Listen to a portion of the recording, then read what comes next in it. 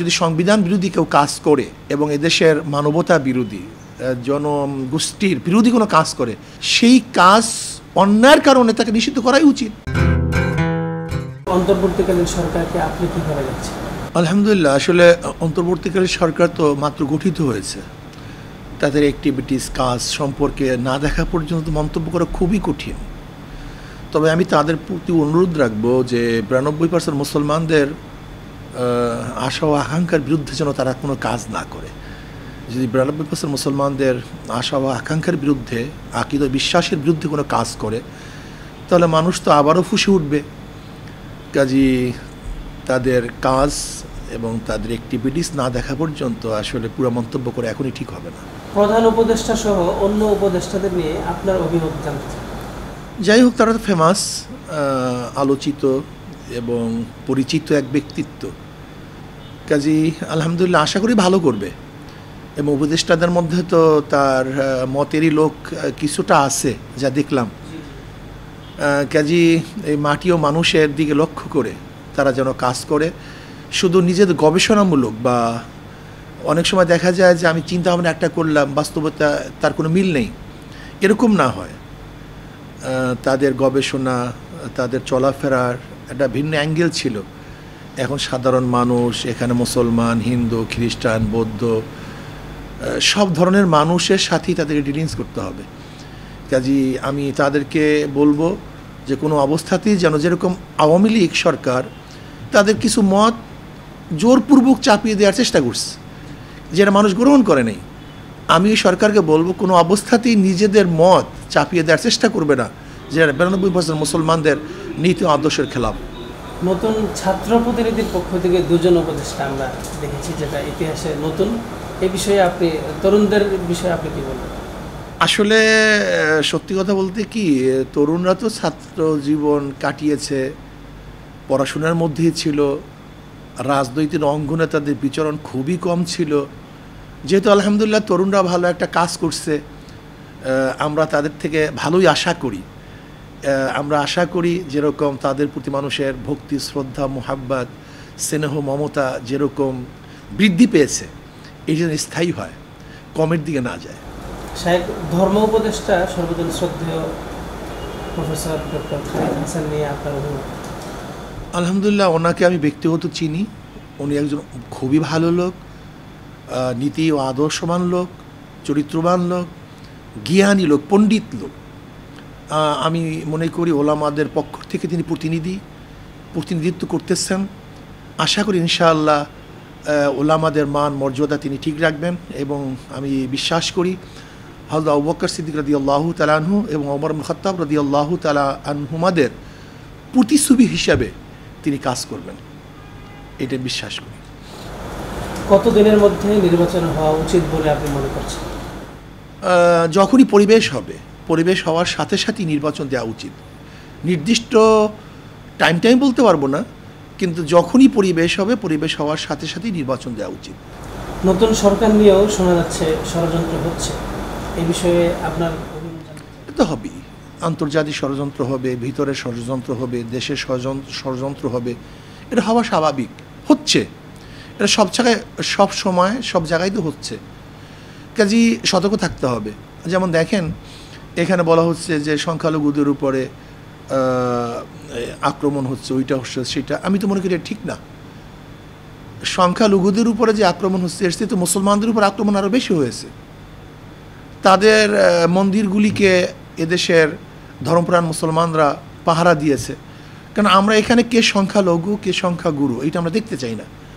আমরা দেখতে চাই কি বাংলাদেশের নাগরিক, যারাই বাংলাদেশের নাগরিক, সে যে ধর্মেরই হোক না কেন, তার অধিকার সমান, তার ধর্মীয় অধিকার সমান, তার শিক্ষার অধিকার সমান, বস্ত্রের অধিকার সমান, বাসস্থানের অধিকার সমান, সব কিছুর অধিকার সমান থাকবে।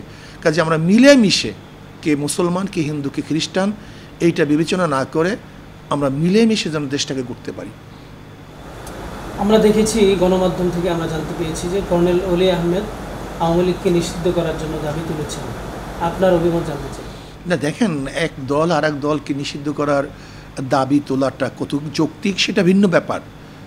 কিন্তু হ্যাঁ, যদি সংবিধান বিরোধী কেউ কাজ করে এবং এদেশের মানবতা বিরোধী জনগোষ্ঠীর বিরোধী কোনো কাজ করে, সেই কাজ অন্যায়ের কারণে তাকে নিষিদ্ধ করাই উচিত, এটা ভিন্ন কথা।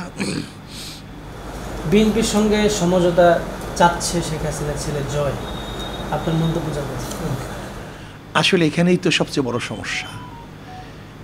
দীর্ঘ 52 বা 53 বছর পর্যন্ত যে সিন্ডিকেট ছিল এই দেশটাকে ভাগাভাগি করে ধ্বংস করেছে, তারা সবসময় এই ভাগাভাগির জন্য, দেশকে ডিস্ট্রয় করার জন্য, ধ্বংস করার জন্য তারা সবসময় ঐক্য হয়ে যায়। আজকে দেখেন যাদের বিরুদ্ধে আন্দোলন, যাদেরকে এত কিছু করছে, তাদের মধ্যে হঠাৎ ঐক্যতার কারণটা কি? এটা কিসের ইঙ্গিত? এটা ইঙ্গিত হলো আবারও মিলেমিশে এই দেশটাকে ধ্বংস করার চক্রান্তের দিকে তারা অগ্রসর হচ্ছে। সারা দেশেই আমরা দেখতে পেয়েছি, আপনিও বলেছেন, অল্প কিছু বলেছেন, যে সংখ্যালঘু হিন্দুদের উপর আক্রমণ হচ্ছে, নির্যাতন হচ্ছে। না, হচ্ছে বলি নেই, মানে খবর ছড়িয়েছে বলতেছে। তো এই ব্যাপারে আপনার দলের এবং আপনার অভিমত জানতে চাই। আমি মনে করি যে এটা একটা ষড়যন্ত্রের অংশ। কোনো হিন্দুদের উপরে বা কোনো মন্দিরের উপরে যদি আক্রমণ হয়ে থাকে, এটা বিচ্ছিন্ন কোনো ঘটনা, যেটা মুসলমানদের উপরে হয়। কাজে বিচ্ছিন্ন ঘটনাকে কেন্দ্র করে আন্তর্জাতিক কোনো ষড়যন্ত্রে এই দেশ লিপ্ত হোক, এটা আমরা চাই না। ভারত আবারও বাংলাদেশের সম্পর্কে, বাংলাদেশের সাথে কাজ করতে চায়, সে ব্যাপারে আপনার অভিমত জানতে চাই। না, এটা তো উচিত। পার্শ্ববর্তী কান্ট্রির সাথে সুসম্পর্ক থাকবে, এটাই হওয়া উচিত। কিন্তু ভারত আসলে এখানেই তারা ভুলটা করছে। তারা ভালো সম্পর্ক রাখবে, কিন্তু তাদের আধিপত্য চাপিয়ে দেয়া, এইটা তাদের থিম ভুল ছিল, এই চিন্তা ভাবনাতে ভুল ছিল। সম্পর্ক থাকা ভালো, কিন্তু আধিপত্য বিস্তার করা ভালো না। সম্পর্ক থাকা ভালো, নিজের অভ্যন্তরীণ কোনো কাজের উপর হস্তক্ষেপ করা ভালো না।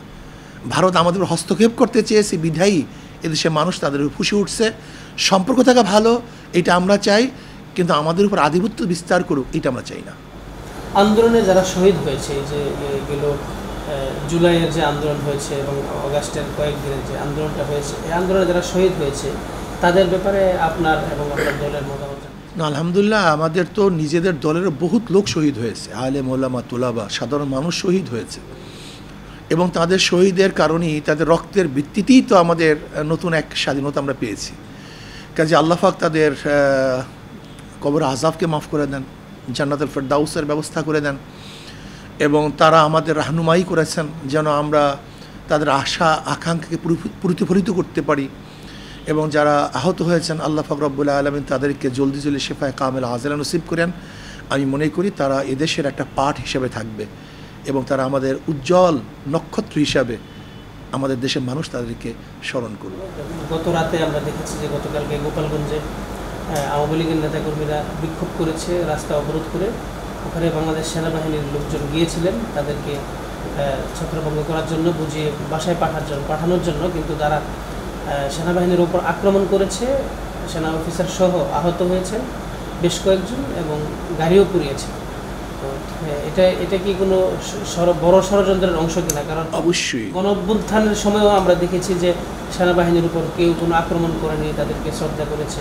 মানে হঠাৎ তারা এরকম করছে, এবং এটা হলো, তারা কেড়ে নিয়েছে। হ্যাঁ, এটা হলো এদেশকে ধ্বংস করার এবং নতুনভাবে সংঘাতের দিকে নিয়ে যাওয়ারই অংশ এবং স্কানি, এটা কোনো সন্দেহ নেই। কাজেই আমি দেশবাসীকে বলবো, অবশ্যই আমাদের সবাইকে সতর্ক থাকতে হবে, সজাগ থাকতে হবে। মাত্র আমরা স্বৈরাচারকে বিদায় করেছি, কিন্তু দেশকে রক্ষা করার জন্য আমাদেরকে আরও চেষ্টা করতে হবে এবং সতর্ক থাকতে হবে। সমস্ত উস্কানির থেকে, সমস্ত ষড়যন্ত্র থেকে আল্লাহ পাক আমাদের দেশকে হেফাজত করুন। আমিন। আসসালামু আলাইকুম।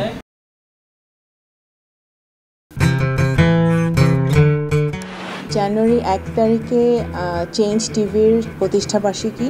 সেই প্রতিষ্ঠাবার্ষিকী উপলক্ষে চেঞ্জ টিভির সকল কলাকুশলীকে, যারা এখানে কাজ করছেন ক্যামেরার সামনে পেছনে, সকলকে আমার পক্ষ থেকে, আমার দল জাতীয়তাবাদী দলের পক্ষ থেকে শুভেচ্ছা এবং অভিনন্দন জানাচ্ছি।